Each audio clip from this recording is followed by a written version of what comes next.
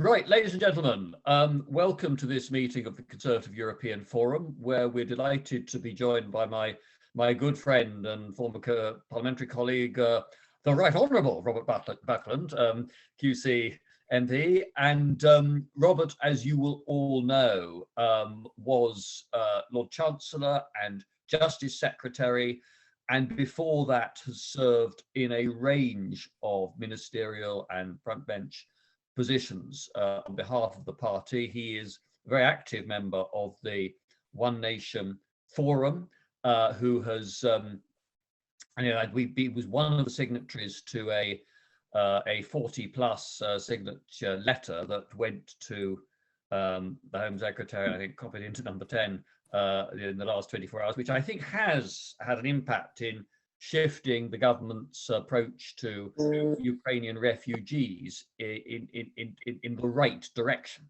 And Robert also has been for a long time a member of the CEF and the CGE before we changed our name. And I can still remember, sitting on the benches and hearing the intake of breath from one or two Conservative colleagues who we could all probably name when Robert got up and then on the back benches and said, as a convinced European, I want to say this, and it was you with one or two people. It was a bit like having the sort of please get out the smelling salts as they clutched their pearls.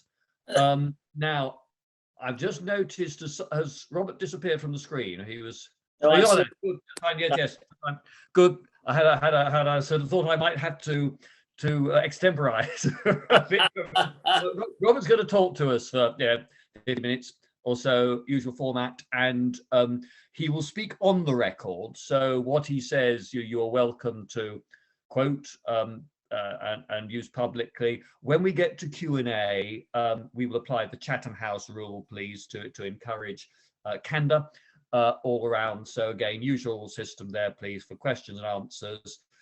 You can use information that is you find out from that, but please not to be attributed to any individual or to this particular event. And in case other people have to leave before the end of this meeting at 7 on Thursday this week, so just 2 days' time, Doug Beattie, the leader of the Ulster Unionist Party, who I think is the most interesting politician to have emerged in Northern Ireland for quite a long time, will be speaking to us at an unusual hour. We're doing a breakfast time meeting, so starting at 8:30 in the morning on Thursday. So that should be very interesting indeed. I think many of us who can make it to come along to that. It is another tube strike in London that day, so people who are deciding to work from home, it may be easier for you to join us then when you're not actually stuck on a train.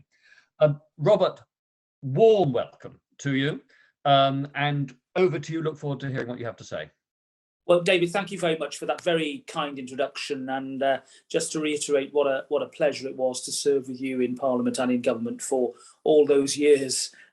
It does seem like a long time ago with COVID having intervened, but the ties that bind are still very strong. And it's about those ties that I want to talk about tonight. And, my thanks to you and to the CEF for this opportunity to address you very appropriately on St. David's Day. And as you know, I'm a very proud Welsh Conservative, following on from other great Welsh Tories like Geoffrey Howe and Michael Heseltine, to name but two. I'm hugely proud of my roots, and it is with that sense of confidence that I've always seen the need to be part and the benefit of being part of something greater, whether it's our United Kingdom or indeed in the past the European Union. I want to thank the CEF for doggedly keeping going through some pretty turbulent years for all of us who have remained positive about Europe, whatever the institutional arrangements may be. Now, it's vital for the Conservative Party that CEF continues with that work. As even before the dramatic and historic events of the last week, it has been my strong belief that we were moving out of what I call the Brexit era and into a new phase in our international relations. Now, can I deal firstly with the legacy of the past few years? I make no bones about what I believed was our clear obligation and that was to deliver the result of the 2016 referendum, hard though that may have been for, I'm sure, all of us on the call. Now, the arguments and the disputes as to what type of Brexit and the way in which we left are now best left to history. We aren't going back there, and we need to be very clear about that. Remain and leave are the divisions of the past. And when the PM famously produced his card saying the word enough in that election broadcast Love Actually pastiche back in 2019, I thought he was dead right.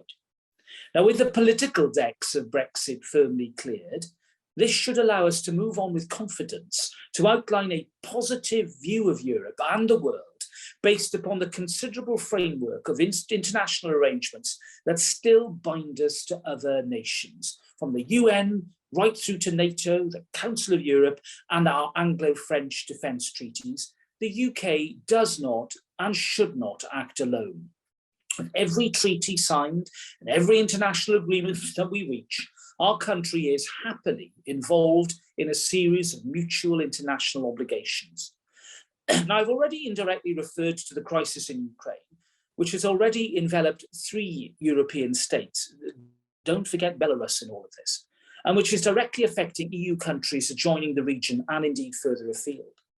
Whilst this, I believe, presents the greatest direct threat to the security of Europe since 1989, even including the former Yugoslavia conflicts of the 1990s, the crisis has also served to remind us of the power of European and indeed Western unity.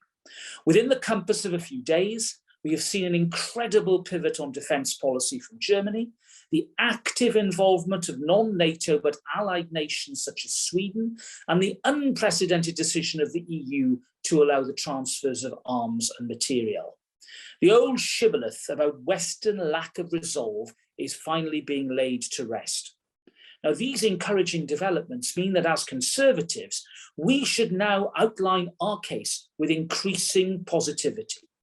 Now is not the time to downplay or disregard our geographical and strategic ties to Europe, as some newly minted party elders would have us believe. Now is not the time to create more disruption to the recently signed EU withdrawal treaty or our future trade agreement with the EU. Now is the time for Britain to help lead and to play its full part in the collective effort that will be required to ensure not only that Putin fails, but that something better comes in its place. And one of the greatest strengths of the UK has been the independence of our judiciary and our respect for the rule of law. And there were times during Brexit when, as some of you in this webinar will well appreciate, those concepts were the subject of strains and tensions. Now, I believe that in the end, it was the essential resilience of our institutions that won through, and that it was a supervening political event rather than a judicial one. And that was, of course, the Conservative victory in the 2019 general election that unblocked that logjam.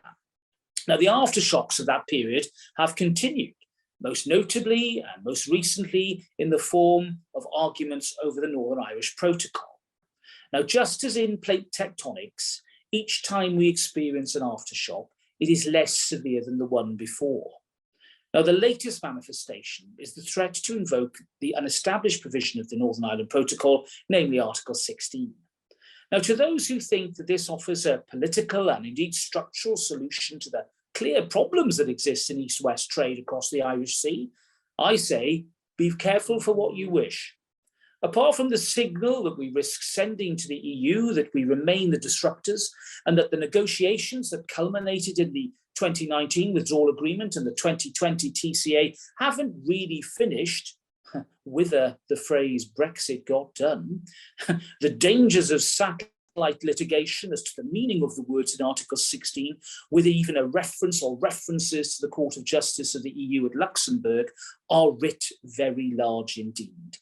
Now, whilst I fully acknowledge the concerns of unionists as to the continuing tensions being caused by the operation of aspects of the protocol, even a targeted and a limited invocation of Article 16 risks creating prolonged and greater uncertainty that will increasingly be associated with the United Kingdom and the current constitutional settlement. Now, as a proud and a passionate British unionist, I do not think that we win hearts and minds amongst moderate mainstream opinion in Northern Ireland by the sort of unilateralism that some elements in unionist politics would have us do. In this climate of conflict and instability in Europe, Britain would be sounding a wrong note by invoking Article 60. In short, the message should be leave well alone, use other means, but remember that we chose to sign up to this agreement, and it is for us to work multilaterally in order to resolve any practical difficulties that are encountered. Now, in this new era of European politics, I want to see our country working hand in glove with our French and our NATO partners on defence matters. I want to see us lead an active and positive reform agenda in the Council of Europe, just as we did 10 years ago in the Brighton Declaration work. And I want us to recognise that the geographical, commercial, cultural and emotional ties that still and will bind us to the continent of which we are an indelible part are not things to be discarded, but are things to be encouraged as a new conservative approach to Europe emerges from the ashes of the old. Thank you. Robert, thank you very much indeed for that address and for the encouragement that you gave us, that we have good cause for optimism. I suspect the questions that started to come in will range quite widely today, and that I'm sure you will welcome and be fine about dealing with that.